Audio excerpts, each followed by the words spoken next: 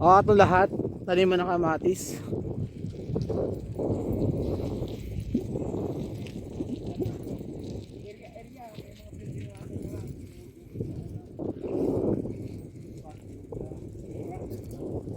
Hmm.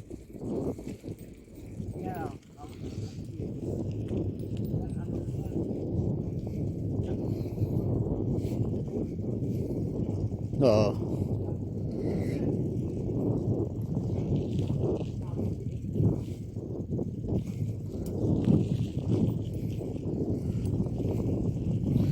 Ano, chainsaw yung dapat yan, no? Chainsaw ba? Kala ko gulok ang gamit nila. Wala mong chainsaw. Maliliit lang, oh.